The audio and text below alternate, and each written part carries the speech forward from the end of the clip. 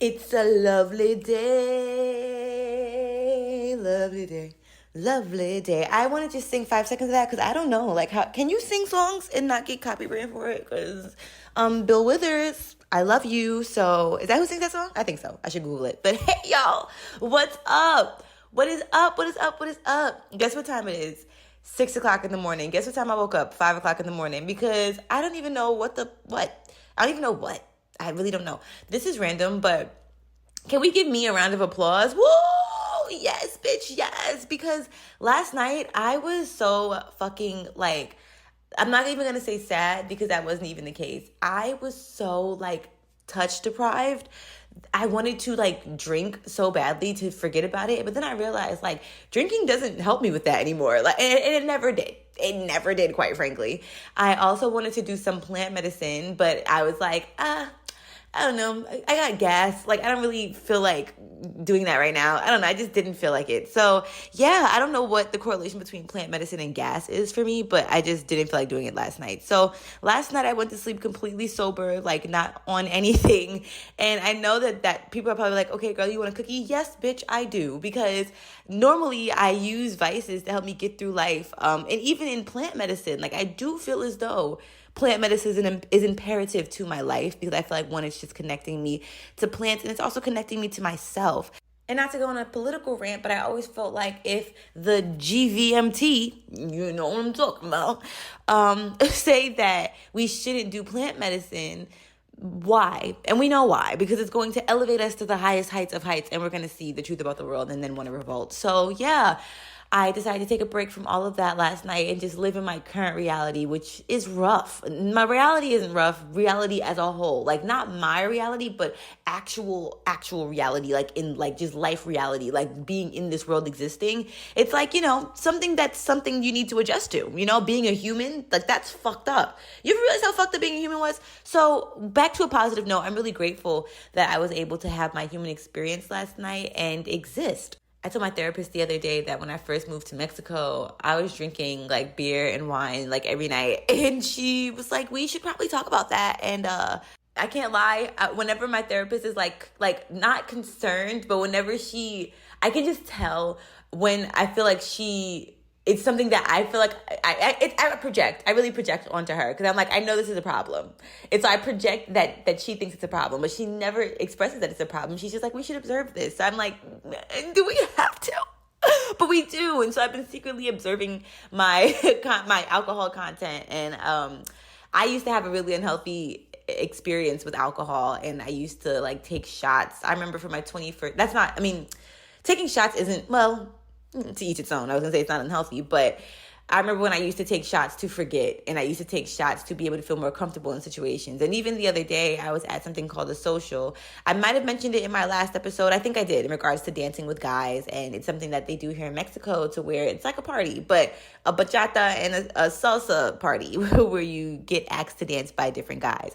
And, men make me hella uncomfortable. So I had to figure out how to not be uncomfortable with them and also not be inebriated, because the only reason why I'm ever really allowed to be comfortable with men besides men in my family are when I'm inebriated. You know what I'm saying? Like, I can be comfortable around men in my family and not be inebriated. I have a great time with them. Now that I have a healthy relationship with them, I'm like so fucking grateful. But my relationship with men outside of my family is still a little bit iffy. So that's what I actually want to talk about in this episode. But I just wanted to talk about how I didn't drink a beer the night of my social, and I didn't drink a beer last night because I am fucking evolving. Let's also talk about my lack of weed. Now, can I get it here? Yeah, absolutely. But have I had experiences that have just made me realize that I probably shouldn't be smoking here? Yeah, absolutely. And I think that those experiences were just a sign from God, like, all right, T, maybe you need to detox a little because, bitch, you were smoking every day. I know I called myself bitch like 12 times today, but it's with love. It's with love. But yeah, I was definitely smoking every single day back in New York. Whoa, yeah, definitely back in New York. I was talking to somebody the other day, and he was saying that he used to live in New York, and he realized like he was smoking more often than he had ever smoked when he moved to New York. And I'm like, no, because you have to. You literally have to. So I'm excited, though, to go back to Atlanta and to go back to New York and smoke because then I'll enjoy it. You know what I'm saying? Like, when you get into a habit of certain things, it's just a habit and it doesn't feel like a treat anymore. So I'm excited to just get into enjoying and having a better relationship with plant medicine, which is a a goal that I made in the beginning of this year about reorganizing my relationship with plant medicine. So that's my 5-minute plant medicine spiel. Thanks for listening. Today we're going to talk about squirting, my first time squirting, what squirting actually is, and then we are also going to talk about a very special surprise announcement that I have. I'll make that at the end because you know I'm dramatic. And then I also want to talk about my dating life and what I feel I want, because guys, we need to decipher this together. And I feel as though when I'm talking to y'all, I'm talking to my best friends, and I hope you feel the same. So let's work this out together. A while ago, around Valentine's Day, I did this. It's not a poll, but I had this workshop that I did on one of my episodes, and it was a soulmate workshop. And basically, it was like a writing exercise, and we had to write down the answers to certain questions, trying to manifest our soulmates. So I don't know if y'all did that, but I did. Now, did I do it then? No. But did I do it like last week? Yeah. So I'm going to read you some of my answers, and we're gonna verbally manifest these shits, cause y'all, like, I don't know, I feel like I should start off with that because that's what's the most on my heart, and then we'll go into squirting. So this segment is gonna be called Atiya Dates, Psych. So welcome to Atiya Dates, Psych. Atiya Dates, Psych. Okay, we'll come up with a theme song for that later. It might not even stick, but you realize none of my segments stick. Like, I never remember what the segments are called because fuck it. So if you know me, you know that I have been, I'll say, struggling with my sexuality. Struggling not because I love women, but struggling because I am still trying to date men. What type of psychosis is that? There's a lesbian document. It's literally called, I think, like the lesbian doc or some type of 30-page dissertation, I would say. Did I say that word right? Dissertation. And it basically talks about how to know if you're a lesbian and what end of the spectrum of lesbianism you're on. In the beginning of that document, though, she talks about, the author, who I assume is a woman, talks about, I mean, that'd be crazy if a man wrote a fucking document about lesbian documents, but I mean, about like finding out if you're lesbian, but then at the same time, like, men dominate the sex toy industry, and that's a bit crazy, like for toys for women. So nothing really surprises me anymore. But they talk about compulsory heterosexuality. And when I heard that term, I realized that was me. And that was really eye-opening. Did I do more research on it after that? No, because I was moving to Mexico. But I definitely want to reflect on that. Maybe we can talk about that in my next episode. Maybe I'll name my next episode, Am I Lesbian? No, because the next episode I am dedicating to talking about my web series, Pure, What Happened to Pure 2, and also my story about spring break, because it had to be a 2-parter because it was that fucking crazy and long and intense and amazing, but also wild. So stay tuned for that episode. And I'm mentioning this because I have been procrastinating on putting that episode out for the last 4 weeks, because these come out every bi-weekly. So yeah, for the last 4 weeks, I've been procrastinating. Okay, back to me and my sex life and love life. Now, when it comes to my sexuality, I think that I've always known that I was attracted to women. I have always known this. Even when I go back in my mind on certain friendships I had of people who openly identified as lesbian. Yes, we were friends, but I think I also had a crush on them and just didn't know how to express that and was just utterly scared to express that. Now, this is not everybody. So if you're one of my lesbian friends, don't be thinking like, oh my God, is it me? Maybe it's probably not. It literally probably is not. Because I have a lot of lesbian friends. So I just wanted to make sure that like nobody was excited about that. Damn, I just played that back in my head and I was like, that's so mean. But no. I say all this to say that I've always been attracted to women and all things feminine. And so the struggle comes then with remembering, I want to say from puberty. So when did puberty start for me? Maybe like 12, 13? Yeah, because that's when I was 11. Because I remember I had a major crush on this guy at camp. And now he has a kid. Like, all my crushes have kids. And I'm like, whoa, God is great.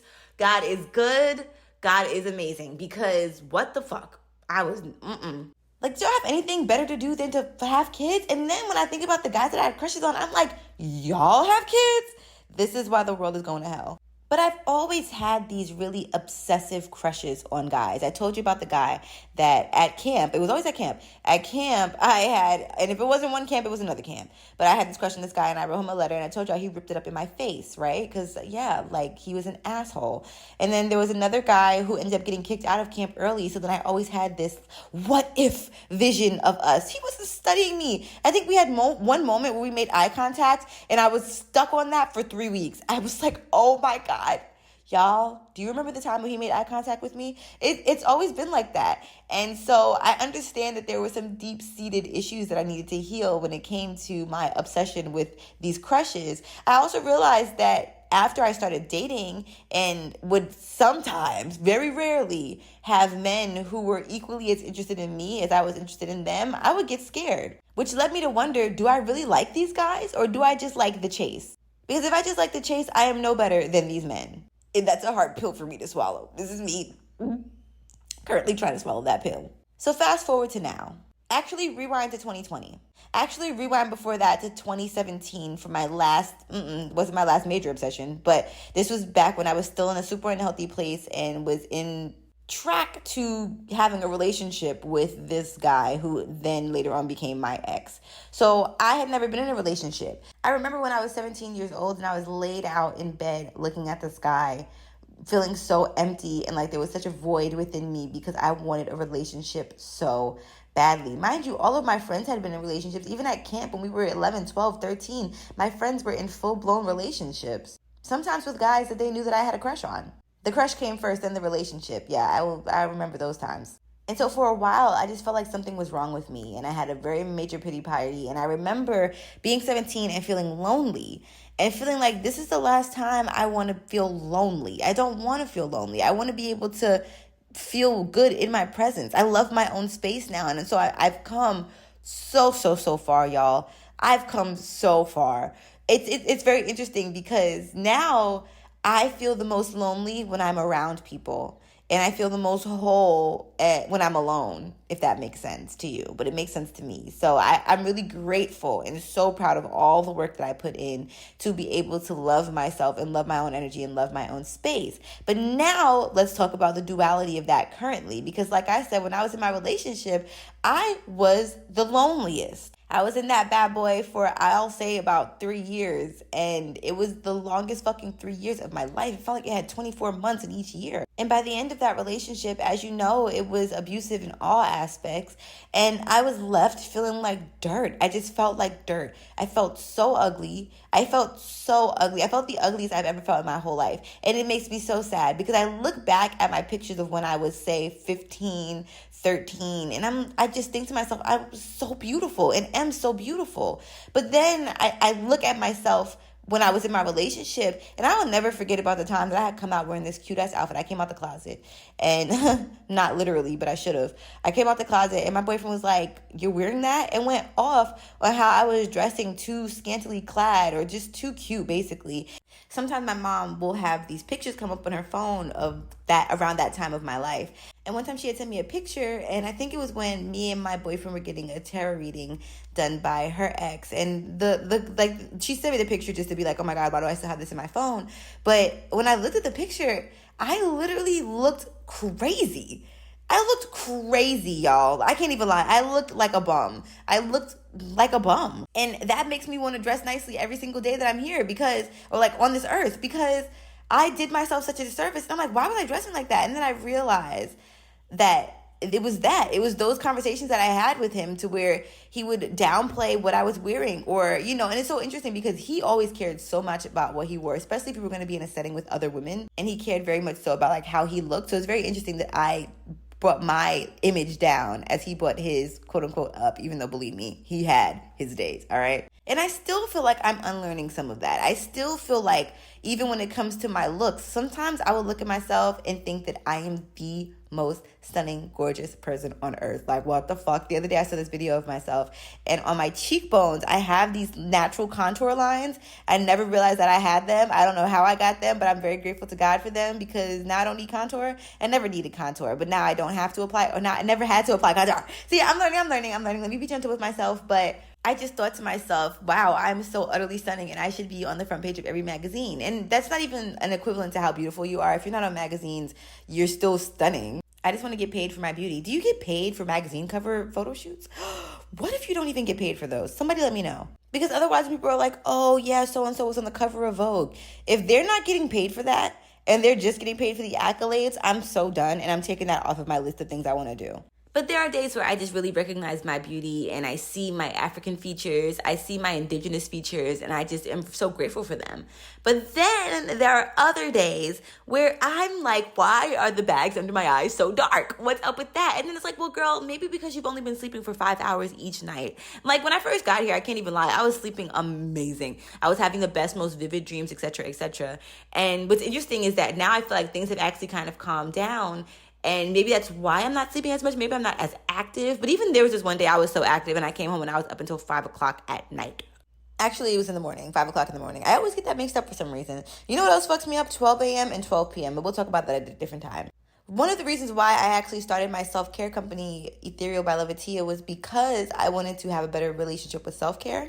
And my self-care company has taught me so much about self-love. One, I have truly fallen in love with myself. But two, I realized that when I have a lack of self-care and when I slack on it, just because I'm a business owner doesn't mean that I'm not still human, unfortunately.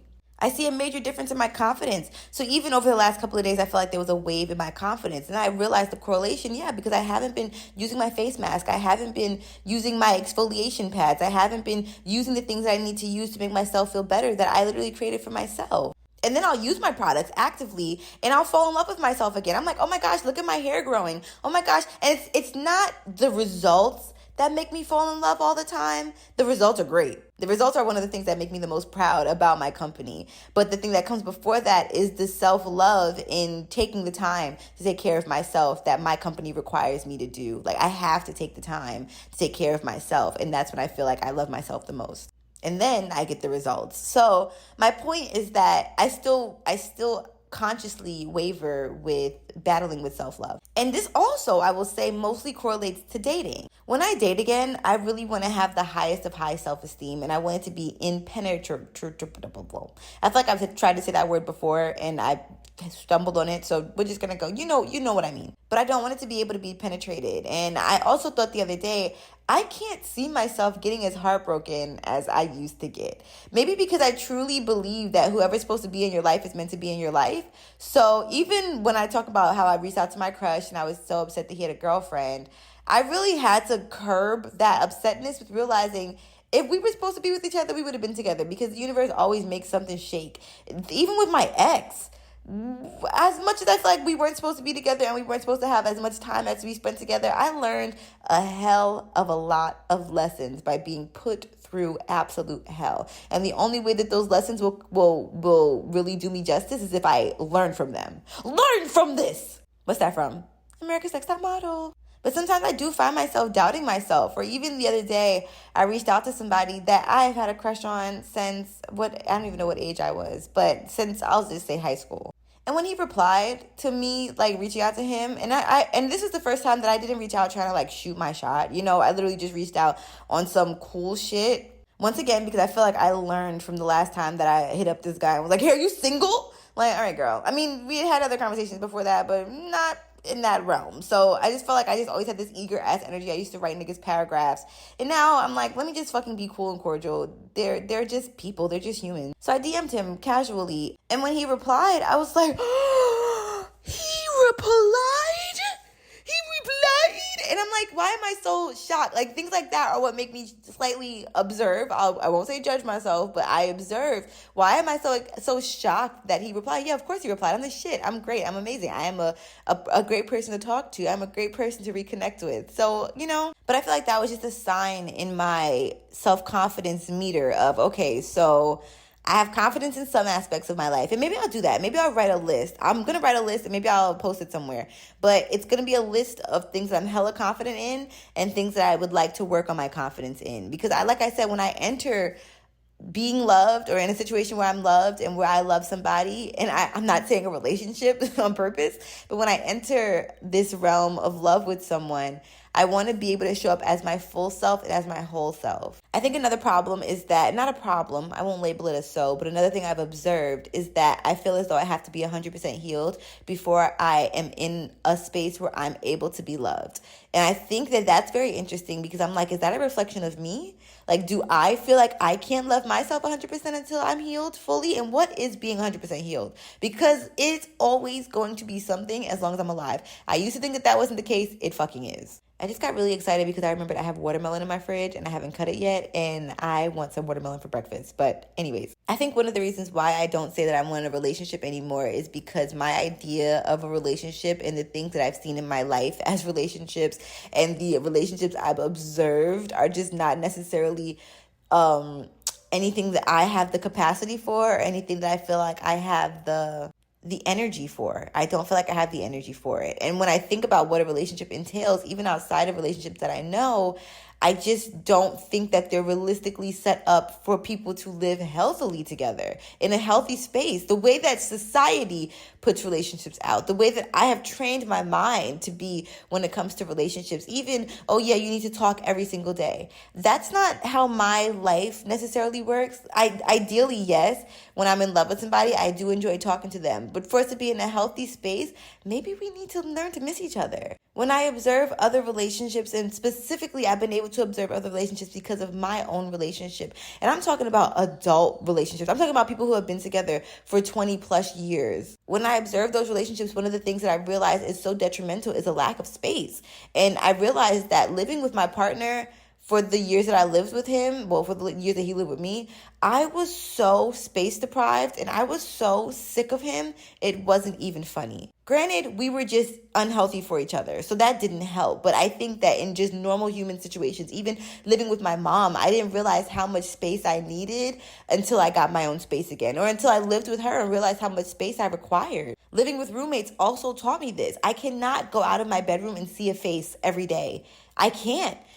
So being in a relationship and being in bed and turning over and seeing a face in my bed, that's too much for me. I used to have this situationship, the guy that I rode for the first time. I had my first penetrative orgasm with him. One thing I appreciated, but I didn't appreciate at the time, was that we took time from seeing each other because he was so busy, I was so busy. We didn't get to see each other as much as I wanted to. But I missed him, and I loved that I missed him, and that made the experiences that we were together so much more intimate, so much less predictable. And so as I'm saying this, I'm like, okay, well then I can still be in a relationship and just set the boundaries and hope that my partner, or manifest that my partner that I'm with, is also going to want that space as well. And then be in a space where I don't take that personally. Because right now I'm like, I want to take space from you, but if you want to take space from me, what's wrong with me? Are you tired of me? Am I too much for you? Like I think that I'm slightly in that space right now. So this conversation is going to help me break out of that. I think another thing that showed up in my relationship before that I don't want to bring to my new relationship, so I'll call it a relationship because all relationships are relationships, just in different facets and forms,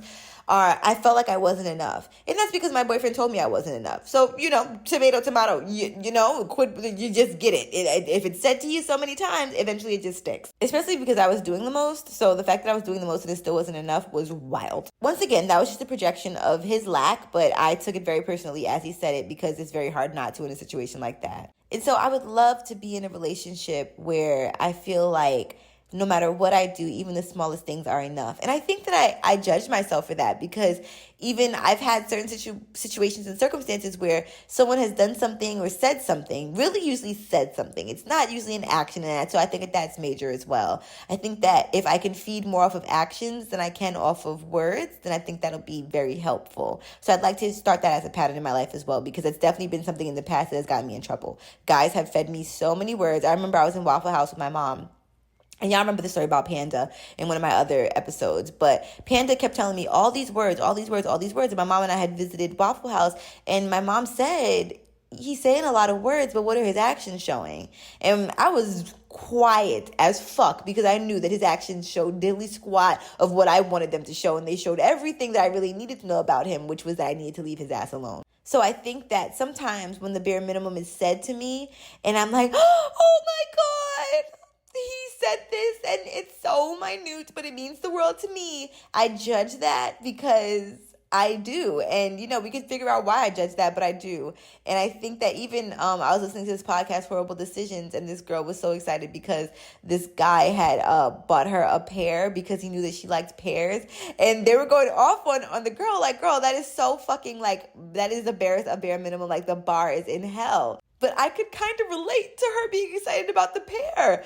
If I told a guy that I loved, say, bananas, and he showed up with a banana, it's a small gesture, but it's thoughtful. It's not necessarily the physical thing, because I don't care if a guy buys me a Rolex. I don't even like watches. So if a guy was to buy me a Rolex, I'd be like, great, I could sell it. But otherwise, I'm not finna walk around with a fucking Rolex and be a walking target and get robbed. Like, I don't know. I'm not into stuff like that. I'm into more sentimental things. So I think that I would be just as excited about the pear or the banana as she was. What's so interesting, though, is that I've also been in situations where I flirted with the person and then they flirted back and they showed equal interest in me. And I'm like, time to go. Gotta blast. Because, one, I have learned that I have attachment issues.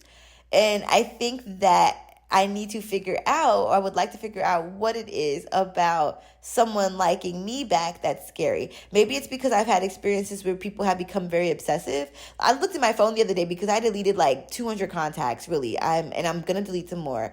And I saw so many people that were, one, blocked. So many people were blocked. My blocked list is to infinity and beyond. And two, I saw people with names like stalker, guy who kept messaging me, guy who wouldn't stop reaching out, and this has been happening since I was younger. I can literally think of 3 guys that I met that had got this excessive obsession of me and couldn't stop reaching out to me. And so it's scary. It really is. And to this day, it's still happening. So I realized that, like, letting people in that way, and what's insane about those guys, though, is that there was never, ever any mutual flirting, any exchange of me sharing feelings about them. There was never any of that. So that's when it just becomes kind of a mental health thing, and it's not anything that I did. So I don't blame myself for their obsession, besides the fact that I'm so fucking amazing and fabulous and stunning and gorgeous and a star. Who can blame them? But it's scary. So the fact that I had so many people in my phone listed as stalker and so many blocked people, it just made me realize that's why I take space, because once I think I get a little bit of obsessive energy from you, it's a wrap. Especially if I'm not giving you any energy and you're giving me all that shit, like, you have made up a fantasy in your head. And so that's what also I think makes me nervous about when I have this limerence, which I told y'all I learned from the Sober Butterfly podcast. Oh my God, please listen to the episode in regards to her celibacy, and then listen to all her episodes because her podcast is amazing. Y'all should know by now that she taught us limerence is basically, in my mind, or in another way to say it, another form of this obsession that you kind of make up in your head regarding this life that you create with somebody who might not be paying you any mind, or is paying you a little bit of mind, but you kind of take what they're giving you and you just go with it to infinity and beyond, once again, in your imagination. An example of that is, there was a guy that I met and I had done some work with him. I'm not even going to be specific because then y'all will know who it is. But then I literally imagined myself the next day, like, having his babies and getting married to him. That to me is extreme limerence. I met the man in person one time, and the next day I was having his kids. So limerence, insanity, it's a thin line. But I think that that's the kind of obsession that I don't want to have in regards to my crushes. Even if I could just find a way to, and I'm not, I was going to say, I'm not imagining myself having kids with all my crushes, but there are other times, though, I've realized that when I have crushes, I try to get the ick for them. And I'm like, ew, no way. Why are they doing that? Like, one time my crush had a booger, and I was like, ugh, he has a booger. But then I was like, oh, he has a booger, a little boogie. So I'm figuring it out, y'all. I really am. But I started this off by saying I feel touch deprived. And on the celibacy journey, I realized I'm still not excited about having sex necessarily. I really do feel like I have to be utterly connected to the person to have sex. Because the other day, I was thinking, oh yeah, like, when I take this trip, I'm just going to hit somebody up and be like, you want to have sex? And it just didn't sit well in my spirit. It never hit. That was always a fantasy I wanted to have. It just didn't hit the way that I wanted it to hit. I love organic shit. I love when stuff just happens the way it's supposed to happen and let the universe take control of it. And some of my best experiences have been like that. So I think, and some of my worst experiences have been so forced. So what I realized that I miss is really touch and intimacy and connection with a partner. And even with my lesbian partner, oh my God, I saw that she was still following me on Instagram the other day, and I was so elated. But even with her, I realized how important intimacy is for me, because we definitely had the most intimate moments with each other than any other sexual partner I'd ever had. the eye contact, the kissing, and even her kisses were more intimate than other partners. The face caresses, the body touches, the pulling in, that was all so intimate to me. And I remember them the most so vividly because I didn't have to disassociate during those moments. It was just when there was drama between us, and I told you she was poly, so with her boyfriend, that was when I realized that I would disassociate. And I never did anything with her boyfriend, but when the discussion of anything regarding him would come up before we were intimate, that's when I think that disassociation would happen. So I crave that intimacy, but I also know that I hold back. Even in my situations after I was sexually assaulted twice last year, I realized that the two sexual experiences I had after that, although we didn't have sex, they were supposed to be more intimate moments, and they were the furthest from intimate. They were the absolute furthest. I was so disconnected.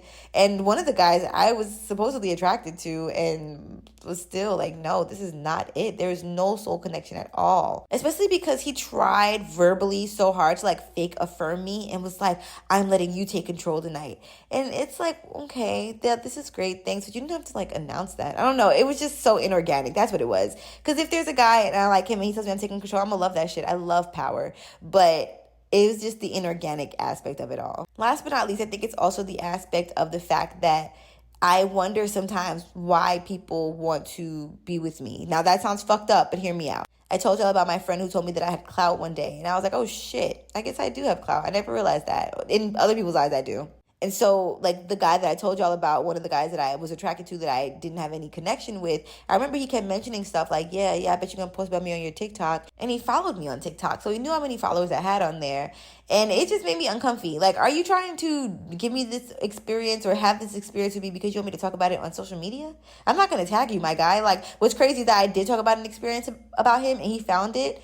And then he commented on it and made it sus. And I'm like, now they know it's you. Which is probably what he wanted, so whatever. But I still have to say, sometimes I just wonder, do people like me because of me being my amazingly gorgeous, beautiful self? Or do they like me because I have 200K followers on TikTok? Which, to me, again, is not a thing. It's not a lot. I don't think it's the reason you should like somebody. But to other people in society, that's like a status thing. So whatever. So those are just some thoughts. I'm really working through them. When I find some resolve, I'll let you know. Maybe it'll be by the end of this episode. Maybe I'll take a break and do some writing and come back and let you know what I've discovered. But I'm going to take a pause on this and we're going to go to our soulmate manifestation. If you have not worked on this, you can take a pause if you're not in your car and go to my Pinterest, and I have a board that says, I think, the Atiya experience, and that's where you'll find the soulmate manifestation list. So I'm going to read off my prompts that they had on Pinterest, and then I'm going to read off what I wrote, and we're going to verbally manifest this. And let me know if you can relate to anything that I wrote down. First things first is, what do I feel when we're together? I put calm, healthy, adrenaline, peace, sexy, sensual, creative, supportive, nurtured, invigorated, joyful. What do we do together? Fuck. No, I don't have that. I actually don't even have sex. Wow, that's interesting. We go on hikes, travel abroad, we read, take naps, go on adventures, teach each other things, create art, and cook vegan food. Oh, yeah. How do we spend Saturday afternoon together? We'd write songs together, watch a movie, cook, buy vegan snacks, have deep talks on the beach. Aww. What do we both value in life? Animal rights, the earth and nature, healthy eating, alone time, spirituality, therapy. Ooh, let's talk about that. And healthy communication. And y'all are probably like, oh, you don't have family on there? No, I don't. Because people really make family be a priority, and it doesn't have to be. Okay. Next is, what common goals do we have? Saving animals, educating ourselves, not living in the U.S., living in financial abundance without working. What does our love feel like? Our love looks like rainbows. Ooh. Sonic booms. Then stillness. Peaceful blue waters. It feels sweet, soft, gentle, new, innocent, exciting, nurturing, safe, peaceful, new, unconditional, healthy, and fun. What does our love life look like? Right? Yeah, what does our love life look like? Light, fun, bright, lively, healthy, sensual. I don't have sensual written down, but I will write that down because I want that to be in there. The last two are, what are some qualities my soulmate has? My soulmate is empathetic, sensitive, aware, self-aware. So I want them to be aware of other things around them and others, but also self-aware. Confident, emotionally strong, compassionate, and considering. Because that is something that I definitely feel like I was missing in a majority of my relationships, a lack of consideration. And how do we communicate with each other? This is the last one.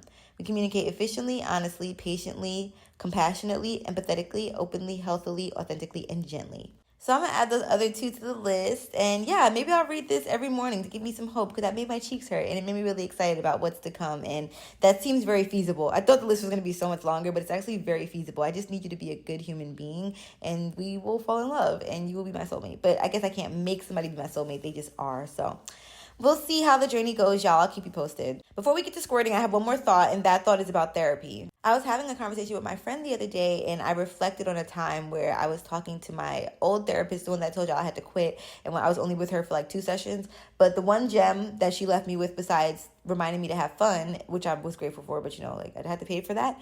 She also told me, I remember I was panicking because I really wanted to commit to my healing. And I said to her, I'm scared to leave people behind. Like, I don't know what's going to happen. Like, if I heal and I work on healing, I don't want to leave the people that I love behind. And she answered me and said, that's a part of healing. Either you heal and you inspire people and they will come along the journey with you, and you will not even teach them, because it's not my job to teach anybody how to heal, but you will inspire them, as I said, to go on their own healing journey, or you will have to leave people behind because they can't keep up. And I think that I honestly still struggle with that. And even with the Atiya weeks that I took, it wasn't a committed Atiya week because I wasn't isolated. I told myself that I wanted to not speak to anybody on this earth unless it was in person, passing by, saying hello to somebody. But otherwise, I didn't want to text, communicate, update, catch up with, nothing for people. And I feel like I was still doing that somehow, some way. And that's my bad, because I cross my own boundaries. People can cross your boundaries all the time, but I can't cross my own boundaries.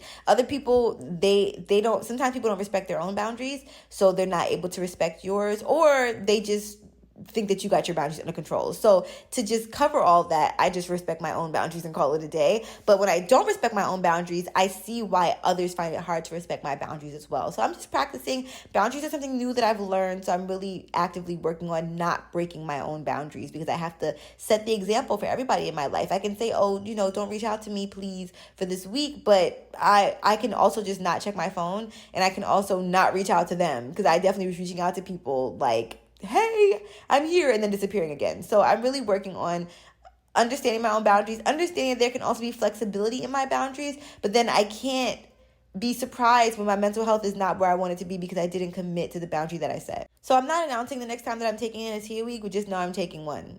And you might not even notice. You really might not even notice. There's some people who literally don't talk to me for months, and then I'm feeling all bad because I'm like, I haven't communicated with them, but we haven't spoken for months. So I'm trying to find balance in that as well with communication. And I had a whole therapy session about friendships the other day, and we talked about boundaries and things of that sort when it came to not feeling bad about the type of friend that I am, and not feeling like I have to reply to people every day. And even there was a point where everybody wanted to FaceTime me when I moved to Mexico, and some people were people I hadn't spoken to for like a whole year. And I'm like, no, I didn't move to Mexico to connect with people right now. Yes, eventually we can connect, but I know I said that to some people. I did lie. I lied. And I was like, I'm going to be better with my connection once I move to Mexico. But it was just because people were so sad I was leaving. So I was like, let me just tell them stuff. But I lied. My communication is going to get worse because I need space. I need to detox. And so I will peek my head in. And if people don't want to love me when I peek my head in, that's okay too. I'm trying to just be unapologetic in that. But I say all that to say that I really think that it's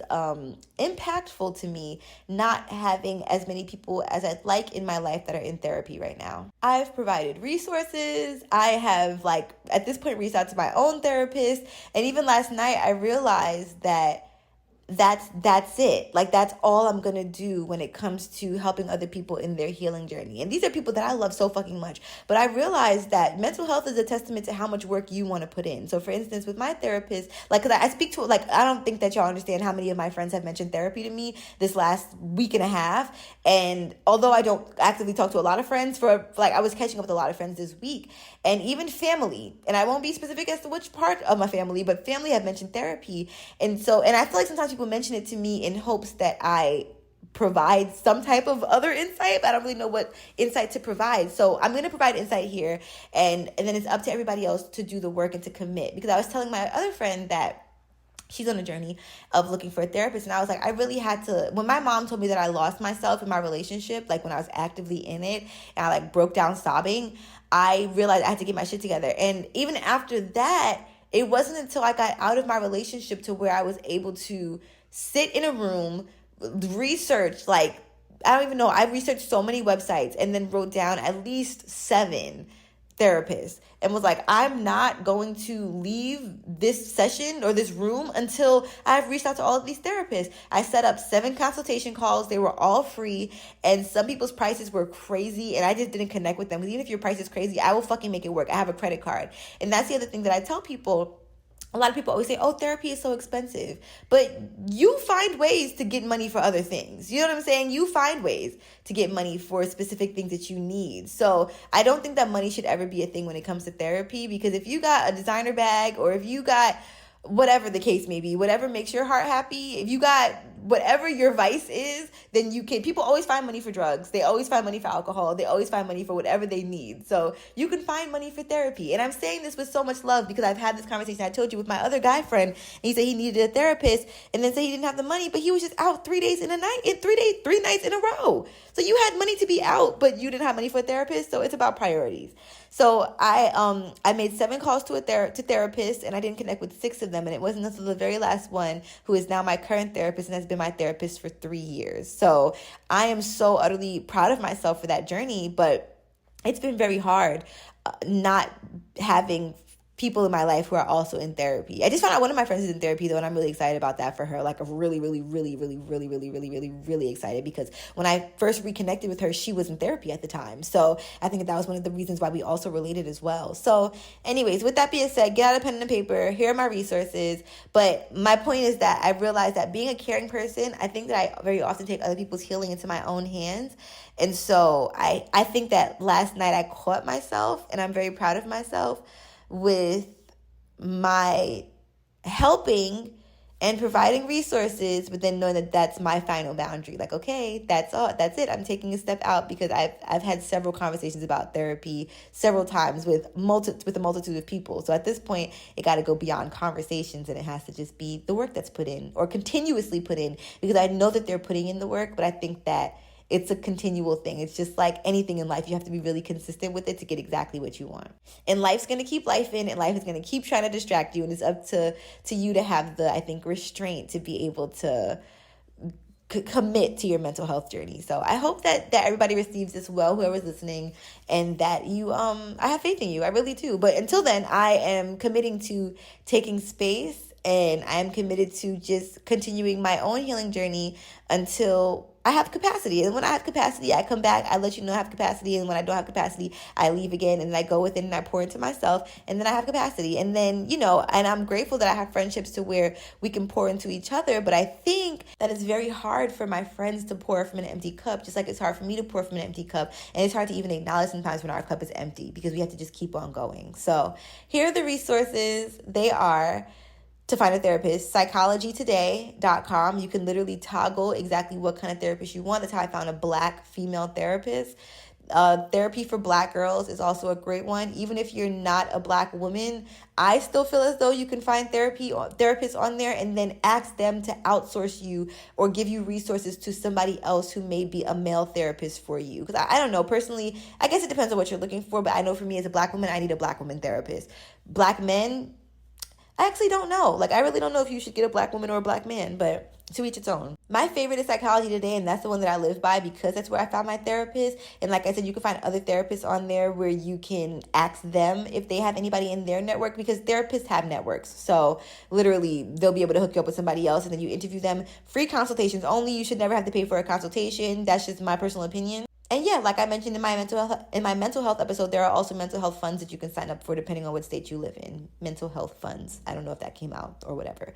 But like I said, y'all find the money to go out to club, to go out to do whatever. You can find the money to work on your mental health. So with that being said, I will put all of the links that my therapist provided me below. And hopefully that's helpful for anybody who is trying to become on their healing journey. But I'm just going to commit for the rest of this year to really pour into myself, because that's what I wanted to do in Mexico, regardless of what's going on in the realm of just other people's existences. Like, this is not me blaming anybody. This is just me saying, like, I think that all of this is happening because I have to focus on my healing, and then I could be a better help to everybody else. And not better help in healing them, but just a better help in being a better support system, because it's hard to support when I'm barely supporting myself right now. So That's my spiel on my mental health. And I say that because even though I've been having these therapy sessions, like March, I didn't have a therapy session. I literally like neglected my mental health. I think I might have even had one quick one, but then I had to jump into life. And I hate having therapy and then having to interact with people afterwards. That's why I take my therapy days or my Atiya days or my Atiya days or my therapy days, because I cannot interact with people. Because then I interact with people who aren't in therapy and they undo everything. Yo, the week that I had therapy for the first time here, I had to immerse myself into life and speak to two people who actively, one of them is searching for a therapist, the other one is not. And both of them were in such a space that day that I felt like it just undid all of my therapy. So yeah, I definitely want to prevent that from happening, because I know that when you're in that space, you're not even aware that you're in that space. So I'm just taking space for myself. All right, now that we're done with that, let's talk about squirting. So story time. The first time that I ever squirted, I don't think that I knew that I squirted, but I knew that the bed was hella wet, more wet than just sweat or just whatever. It just was juicy. Mind you, I had always been obsessed with squirting porn, because I just thought it was the craziest phenomena. Like, I literally, if you Googled my search engine when I was fucking 16, it was probably squirting porn. And the first time I ever squirted with a partner was when I was with my ex, and he was stimulating my G-spot with his fingers inside of me, but then he was using the Hitachi wand. One thing that I will unfortunately give him credit for is that he wasn't scared to use the wand. And I did really highly appreciate that, because that baby, and if you want a Hitachi wand, you can get a magic wand, which is a safer version of the Hitachi wand, from shopsador.com, and you can use the code lowkey to get 15% off. So just, I highly recommend that. That was my very first sex toy. That shit got 2 settings. Damn and goddamn. I told y'all about it last week, and that shit, oh my God, I miss it so much. And I can't wait to get it when I go to Atlanta. I don't know why I didn't bring it with me. I was not in the right frame of mind, but it's okay. Anyways, I realized that that is a great toy when it comes to trying to squirt, especially when you get it positioned just right and it's like tingling your urethra. I don't know, it just does something to your girl. The first time I squirted with my partner, I also saw stars. No, I'm sorry, I saw God. I literally looked up, but I also think I saw the sun, like the Teletubby sun. You know, the sun, it wasn't a baby because that's weird, but it was the sun with a face on it. So I figured the face was God, but I don't really know. So again, get that magic wand if you're trying to see God, or the sun with the face on it. And you're going to get it from shopsador.com. And you're going to use the code lowkey for 15% off, because that's the only way to do it. But after my relationship was over and I realized, like, wow, I have this squirting capability and I wasn't bugging when I made myself squirt the first time when I was, like, younger, I realized that I need to do more research on this to see how I could do it more.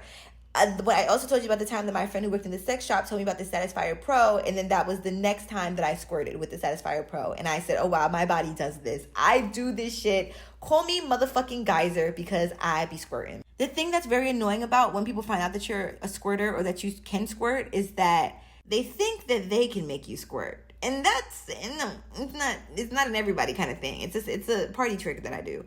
And it's not even that I do it, it just happens when I'm utterly involved and utterly connected and utterly just in the moment and utterly stimulated, and there's a lot of foreplay and my body needs a build up. It's all about the build up for me. I don't really know how people can go do porn and just start squirting. To me, I do know that in the porn industry, people have said that they've injected like fluids in them and pushed it out, or that they have literally just drank a lot of water and like done like gushing pee. So that's a thing. But squirting and pee are two different things. I just want to make that very clear. But some people just try to disguise peeing as squirting. Like, just be true to you.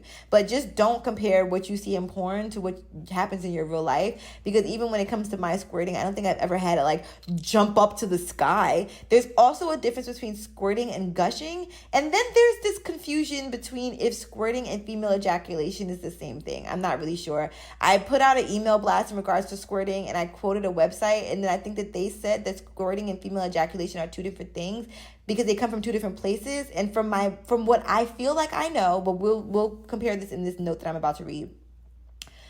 Your female ejaculation comes from your female prostate, because women actually have prostates. People with vulvas have prostates as well. And your prostate gets stimulated, but your prostate is called your skein gland. I think that this is the correct information, so we're going to, again, confirm this in these articles. But your skein gland is a thing that makes you ejaculate and have this, like, gushing goo come out of you. Not just lubrication, but, like, the goo. And then squirting actually is a fluid that, it's called PSA, and it stands for prostatic specific antigen. And that is a fluid, and it's mixed with some other stuff that squirts out, but it gets filtered through your bladder and then comes through your urethra, which is why people think that that squirting is pee, but it's not. It just gets filtered through your bladder, because they've recognized that when you squirt, they've done studies to see your body refills itself instantly, as opposed to when you urinate, you have to fill your own body with water and with liquids and stuff like that. But this liquid that your body is squirting out, your body is reproducing that on its own. So, all right, let's get down to actual statistics. I'm actually really proud of what I just said, because I think that that's very much so correct. But this is going to be some statistics from sexualalpha.com. And it says, if you ever wondered how common squirting is, and can all women do it, then you've come to the right place. We share all squirting facts and statistics here. It says here that 19% of women who squirt said it happens nearly every time they have a sexual encounter, which is very interesting. I guess 19% is a very small percentage out of 100, because I definitely don't do it every time that I squirt. But it says, squirting has been a topic of constant debate, speculation, and studies in recent years. Many claim it's a myth. Some think it's pee, and others think it's sexy. But as with anything that isn't seen as quote-unquote normal, squirting can also come with feelings of shame or embarrassment for those who aren't experiencing it. And honestly, sometimes for those who are too. In this article, we've gathered all the data on what percentage of women squirt, how often they squirt, whether or not it's something that can be practiced or learned, and a whole lot more. Yay! All right, top squirting statistics you should know. G-spot stimulation is the most popular recommendation for squirting. Okay, that makes sense, because that's what happened with me and my partner. I'm going to be doing sidebars, by the way, but I'll say sidebars so that you know between like what I'm reading from the article and what I'm saying for myself. Okay, this is back to the article. 78.8% of women and 90% of their partners said that squirting enhanced their sex life. Wow, that's interesting. Sidebar. The fluids released when squirting is a mixture of urea, creatinine, I don't know, uric acid, and then the PSA, prostatic, which is from your prostate, specific antigen, PSA. 19% of women who squirt said it nearly happens every time they have a sexual encounter. Okay, great. So this is correct. Squirting and female ejaculation are two different things that can happen independently of one another or at the same time. That's very, very interesting. We need to note that. Between 10% and 54% of women say that they have experienced some sort of form of female ejaculation. All right, great. Moving on to what is squirting. Squirting can be a surprising experience, especially the first time it happens. It may leave many wondering, was that normal? Or even, did I just pee? Moreover, this experience can be scary and even embarrassing if not expected. So what exactly happens when someone squirts? Squirting is generally considered the release of some fluid during or just before an orgasm. Sidebar, please note that just because you squirt doesn't mean that you're orgasming. They can happen like opposite of each other or at the same time.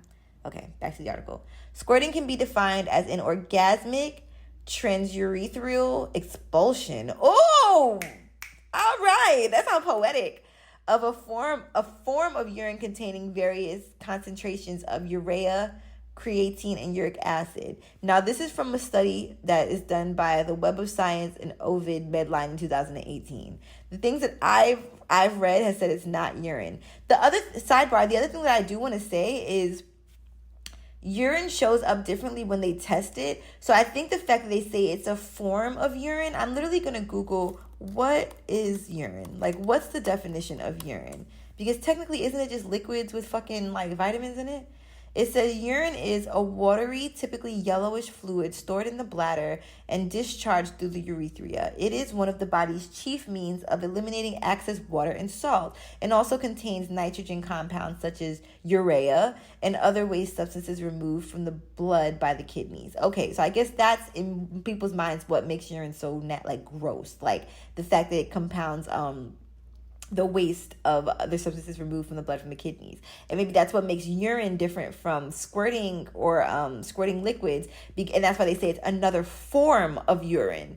Because I don't think that it's doing all of this with the waste and substances, but it does have the urea because in my mind it's coming through your urethra just as urine is, and it's also getting stored and filtered throughout your bladder just as urine does. So yeah, I guess my point is, why are people so grossed out by urine? Like, let's talk about that. Should we talk about it now? Let's talk about it later. But yeah, why is that? All right. Look, we're going to talk about it, though. I'm excited. Let's talk about it on an app like YouTube. Let's talk about it on YouTube. I'll try TikTok, but y'all already know how they do. All right. What causes squirting? It may seem obvious, but squirting normally happens during sex. However, it doesn't always happen when a woman has an orgasm. Squirting is a result of sexual stimulation. Women have reported squirting for a variety of reasons, such as vaginal stimulation, often around the so-called G-spot area, which you know is your internalized swollen clitoris. And the next is clitoral stimulation and even anal stimulation. Wow, I didn't know you can squirt from anal. That's interesting. Some say the G-spot is the key to squirting. Quote, when sexually aroused, the G-spot fills with blood and appears to be swollen. Look at me, sidebar, knowing. Back to the article. Some women can have orgasm if the G-spot is properly stimulated, and for some, this can trigger female ejaculation. Yeah, that's me. All right, what happens when a woman squirts? The reports of how squirting feels can significantly depend on the person experiencing it. Some say it doesn't feel any different from a normal orgasm that occurs without ejaculation. Okay. Some describe squirting as a rising warmth and tremor between their thighs. Yeah, I can definitely relate to that. Yeah, definitely. That's according to Healthline 2018. Some women report the discharge of a noticeable amount of fluid from the urethra when they squirt. That's from Journal of Sexual Medicine in 2015. That's kind of outdated. People who squirt often report producing a relatively large volume of liquid. 78.8% of women and 90% of, okay, I said this one already, so that enhanced their sex lives. And 29.1% of women report volumes of around goddamn 2 ounces. And 83.1% of women said the fluid is clear as water when they squirt. Wow. Sexual Medicine, and that's from 2013. It seems that most enjoy it when it happens, especially the squirter's partners. And what exactly is coming out when someone squirts? All right, here we go. What is the fluid released? The topic is a common source of debate. Everyone seems to have an opinion on exactly what is happening when someone squirts, but here's what studies have shown the fluid really is. The fluid released when squirting is a mixture of, and I told y'all all those things already, when researchers looked at the chemical makeup of the liquid released from when women squirted during sex, in the study, the women urinated before sex. So their bladders were empty when they got scanned. It says the scans show that their bladders were empty. After the woman became sexually aroused, either alone or with a partner, they had another ultrasound, which showed their bladders had refilled a noticeable amount. After squirting, the ultrasounds showed that the woman's bladders had emptied again, and that is from a study from the Journal of Sexual Medicine from 2015. The amount of ejaculate and fluid release can range from approximately 0.3 millimeters to more than 150 milliliters. Wow. Oh, this is so interesting. Okay, I love this article. I'm going to attach it in my next email blast, it's probably going to come out a little bit before this, so you can go back to my archives and read and see the link. You know I do have blogs on my page, right? And you can go back to read like all of my email blasts I ever sent, so just know that. And then you can sign up for my free Pleasure Positive email blast to get tips like this. We're doing a special for Masturbation May, which is going to be, basically, I think it's going to be the last day by the time this podcast is posted, but it says, where does the fluid come from? Based on these studies, it seems that the fluid from squirting... Oh, and if you want the link to sign up, it's going to be in the description for my podcast. Okay, based on these studies, it seems that the fluid from squirting comes from the bladder, but isn't necessarily urine. It's a bit more complicated than that. Squirting probably originates from the bladder, as there isn't any other structure within that area in the female anatomy that's able to hold that much liquid or propel it with that much strength. That's from a study in 2019. Some of the white fluid that comes from the skein gland or the female prostate. Y'all, sidebar, I knew that. The glands are located in the front wall of the vagina, and some studies show they drain via ducts into the lower end of the urethra. Side note, I'm doing Kegels right now. because I need to do them. So let's do them together. I think I never know if I'm doing them right, but whatever. 30% to 40% of women don't have skin glands. Wow, I didn't know that. And just side note, I'm just reading it the way that they have it, but I do try to include non-binary folks. So people with vulvas don't have skin glands, 30 to 40% of them. Based on reports of anatomical studies on cadavers, isn't that dead bodies? Cadavers that have been dissected, that area that have, cadavers are the people without looking dead bodies, right? I don't know. That have dissected that area trying to find skin glands, they can't be found in everyone. That's from Mind Body Green 2020. Quote, the varying levels of development and size of the glands between individuals may partially explain why some women experience dramatic ejaculations while others don't. That's from Samantha Evans in 2019. Okay, last but not least, because this article is like really fucking extensive. Oh my God. Wait, no, these are so good though. Okay, wait, we're not gonna stop. What? Okay, we said that already. Why the confusion? Is squirting similar to female ejaculation? While squirting is commonly referred to as coming or ejaculation or ejaculating, similar to when men come, it's not actually the same thing. Squirting and ejaculating are two distinctly separate processes in women.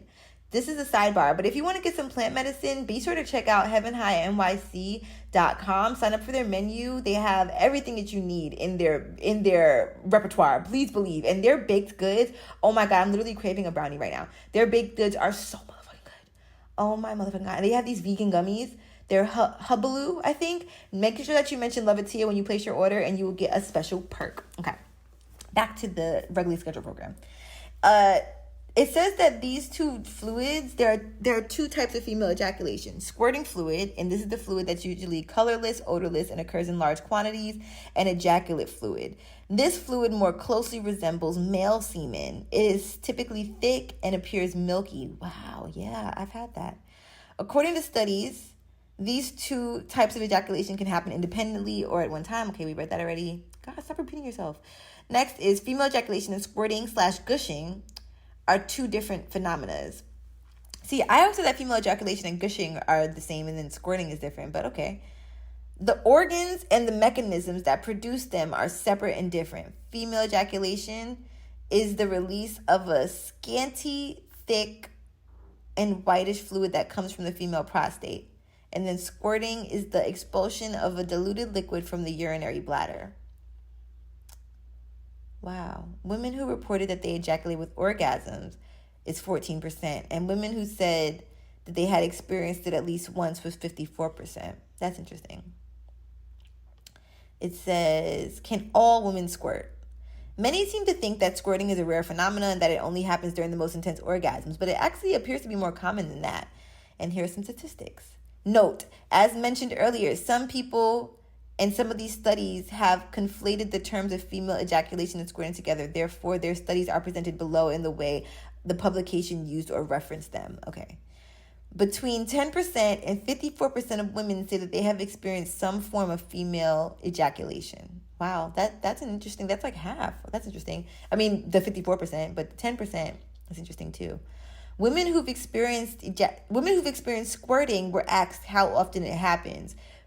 Here's where they said, daily, 19%. Goddamn. A few times a week, 32%. A few times a month, 28%. Once a month, 9%. Less than monthly, 12%.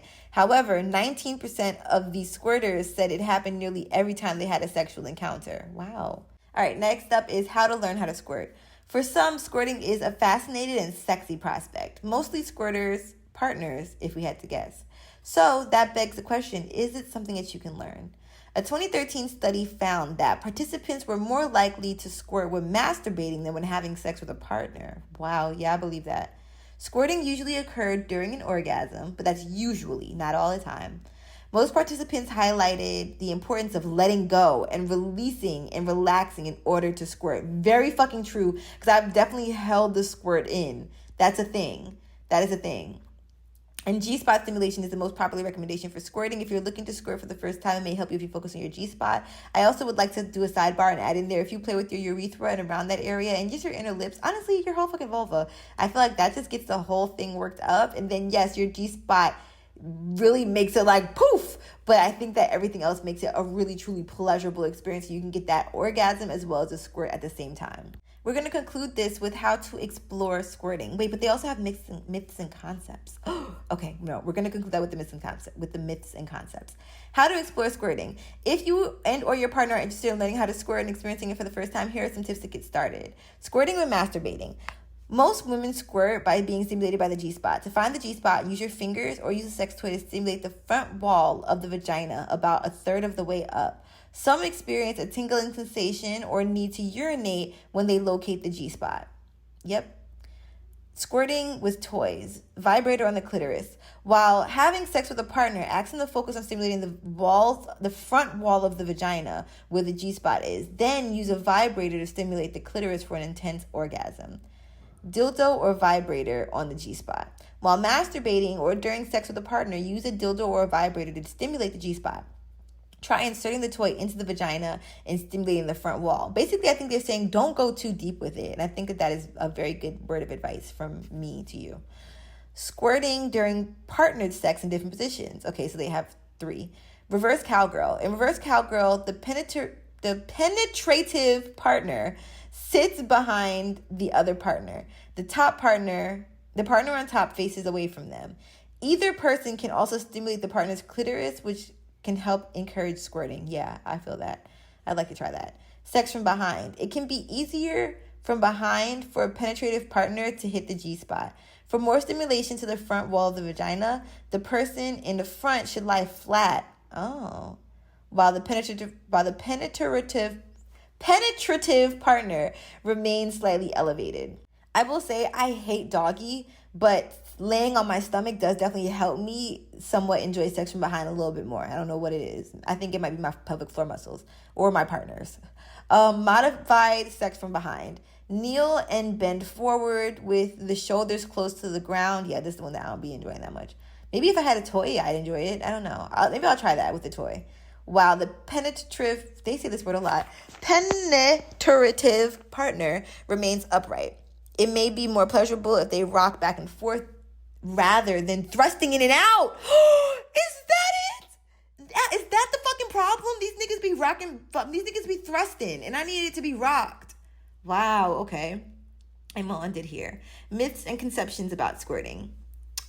As with any topic that has potential feelings of shame and embarrassment, squirting continues to have myths and misconceptions around it. However, most of these are false and have been studied repetitively. One is squirting is fake. Squirting is real and has been well documented by scientists. Most research is needed to determine the exact causes. More research, absolutely, because they don't study women in science. So more research is needed to determine the exact causes of squirting and female ejaculation and the differences between the two. Next is everyone can squirt if they try the same method, and that's a myth. Every person's experience with squirting is different. Some methods can make people squirt more than others, and others have been proven but nothing has been proven as a guaranteed method that makes every person with a vagina squirt. So that's helpful. Next is squirting orgasms are always high volume. Squirting isn't always high volume. Isn't it always a high volume event that soaks the sheets? Instead, it can be a small trickle or a stream of fluid. That's very true. Very, very true. And last but not least is squirting or ejaculation happens during orgasm. And we know that that's a myth because some people can squirt or ejaculate without having orgasm. Conclusion. Squirting can be a surprising, fun, and exciting experience for many, and the data shows it's much more common than we thought. But as with many confusing things, especially during sex, it can also cause a lot of embarrassment for those who don't understand how normal squirting is. It also takes continued research and study to break these myths and let people enjoy sex in whatever ways they can. I'd also like to add a sidebar to that conclusion that also if you cannot squirt, or if you do not have skin glands, or if you just don't care to squirt, that's okay too. I think that there's a fine line between celebrating women or people with vulvas who can squirt and celebrating people with vulvas who can't squirt. You are not broken. You are not in a sexual deficit.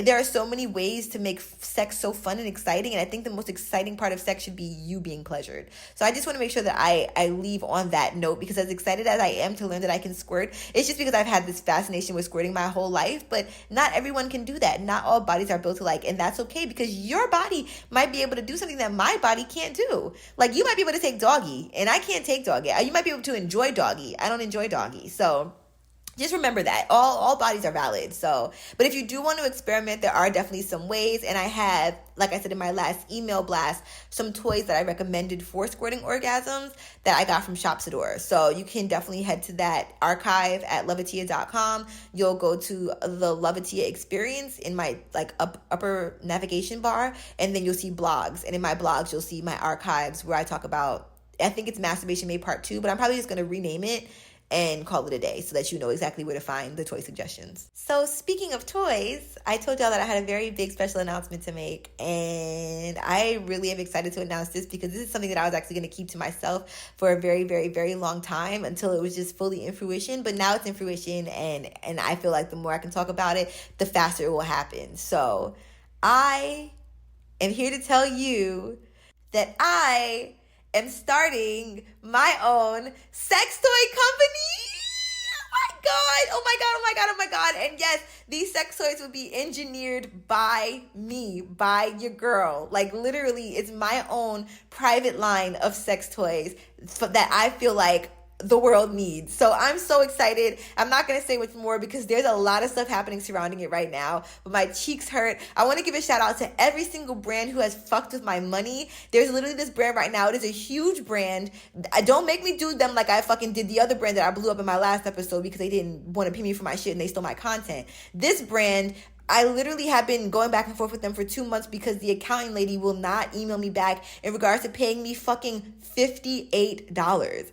It's just $58. Like, bitch, give me my $58. So that's a problem. And yeah, I definitely am very frustrated by it. And I'm hoping that I don't have to take action in a different kind of way to get my money. I know y'all are probably like, girl, it's only $58, but it's really the premises behind it. And the fact that, again, I've been emailing this girl for 2 months and she has not gotten back to me. And I just saw a post about how creators are working with this other company and they are not getting paid at all. But then, like, Forbes wrote an article about this company and said this company is making billions of dollars. So if you're making billions of dollars, why are you not paying your creators? So I'm so excited to bring ethicality back into being a creator and into owning a brand. I'm so grateful for the brands that I've worked with that have treated me ethically, and you hear me talk about them a lot. Like, I stand by these brands and I stand by everything that they stand for, and I can't reiterate enough how grateful I am for their ethical practices because they have made being a content creator in the realm of sexual pleasure and sexual wellness so fun for me.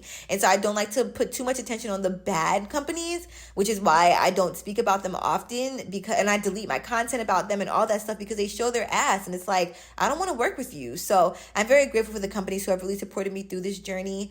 And yeah, I'm really excited. So, you know, you might see my toys in a place near you very soon, but I can't wait to take y'all along the journey. And yeah, oh my God, my cheeks hurt. This is great. Like I said, I was going to keep this under wraps, but I believe in this. I really do. And I believe in myself. And it's something I'm very excited about. So that's another reason why all these pauses are happening. I feel like even I'm back on TikTok, but of course they're censoring me per usual. I told y'all I'm on a list now. So they just censor all my shit. So I just post for the 3 people that see my stuff. But you know, I'm excited to not even feel like I need to rely on that. Like, I don't want to have to rely on anybody else but myself to be able to give myself and to be able to give the world the knowledge that I have that is currently being censored by so many places. So very grateful, very excited. And yes, my cheeks, oh my gosh, thank you so much, y'all. This is a great episode. I hope that you learned a lot. Now go practice squirting or not. Do you. Give yourself a hug for me though, please. And thank you. Hear my back crack? I just gave myself a hug. And don't forget to be kind to yourself. Be kind to animals. And I'm going to see y'all the next time on the next episode. And yeah, get ready for my new